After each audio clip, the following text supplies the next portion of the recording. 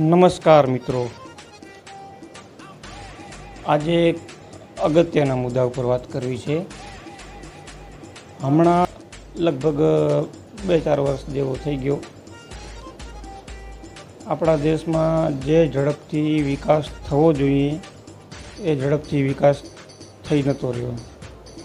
હવે મને તો એ સમજાતો નહોતો કે આ શું કારણે વિકાસ નથી થઈ રહ્યો. પણ કાલે એક મીડિયાની મેં પોસ્ટ જોઈ.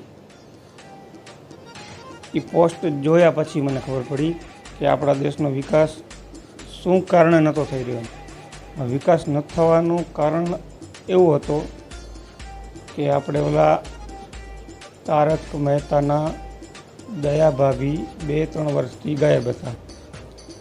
હવે આ દયા ભાભી ગાયબ હતા એટલે વિકાસ થતો નહોતો.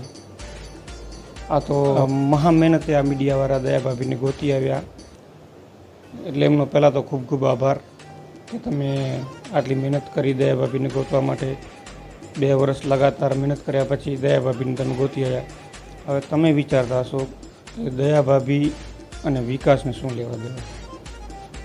તો સીધો લેવા દેવા છે એમ. કારણ કે દયા ભાભી આટલા દિવસ ઘરે હતા નહીં. દયા ભાભી ઘરે નહોતા એટલે જેઠાલાલ એકલો થઈ ગયો. જેઠાલાલ એકલો થઈ ગયો એટલે જેઠાલાલને ઘરે રોટલા હાથે ઘડવાના થાય. પછી ટપુને તૈયાર કરીને નિશાળે મૂકવા જવાનું થાય. બાપુજીને ચાય કાઢી દેવાની થાય. ઘણા ખરા કામ જેઠાલાલ બિચારો એકલો ઘરે કરતો. આ હિસાબે દુકાને ધ્યાન દઈ નહોતો શકતો. હવે દુકાને ધ્યાન નહોતો દઈ શકતો એટલે દુકાને બાઘો એકલો થઈ ગયો. બાઘો એકલો હતો એટલે વિકાસ ઘટી જ જાય દુકાનમાંથી. 2 વર્ષથી તંગ તોડ મહેનત કરી અને આ મીડિયાવાળા દયા ભાભીને ગોતી આવ્યા છે. દયા ભાભી આવી ગયા ઘરે. કાલથી દયા ભાભી ઘર સંભાળશે, જેઠાલાલ દુકાને જશે. પરમદીથી વિકાસ ઉડશે અને 2 થી 3 દિવસની અંદર $2.5 થઈ જશે. એ વાત કહેવાય મીડિયાનું